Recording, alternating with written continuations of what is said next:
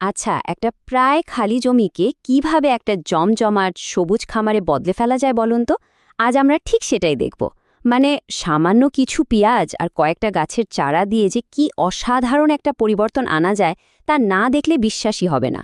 চলুন এই দারুণ যাত্রার শুরু থেকে শেষ পর্যন্ত দেখে আসি। প্রশ্নটা শুনতে খুব সহজ মনে হতে পারে, তাই না?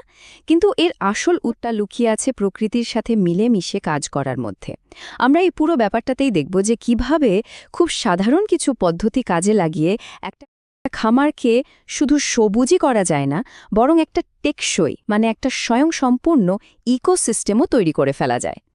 যে কোনো বড় পরিবর্তনের শুরুটা কিন্তু হয় খুব ছোট করে, নিজের যা কিছু আছে সেটা দিয়েই।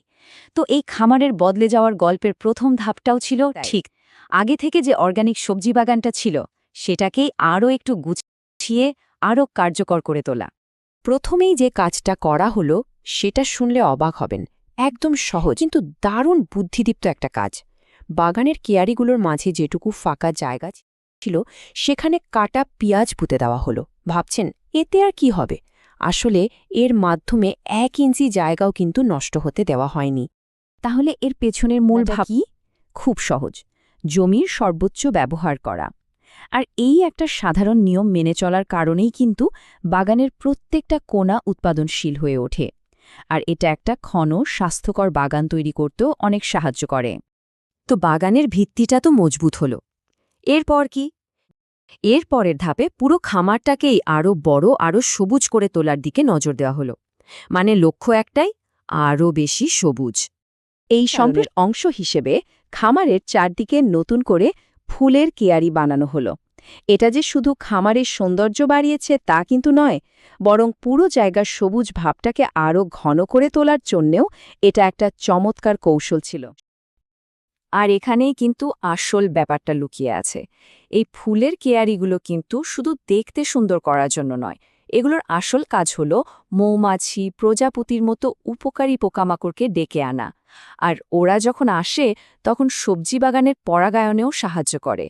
তার মানে এটা এমন একটা পদক্ষেপ যা পুরো খামারের ইকোসিস্টেমটাকে আরও শক্তিশালী করে তোলে।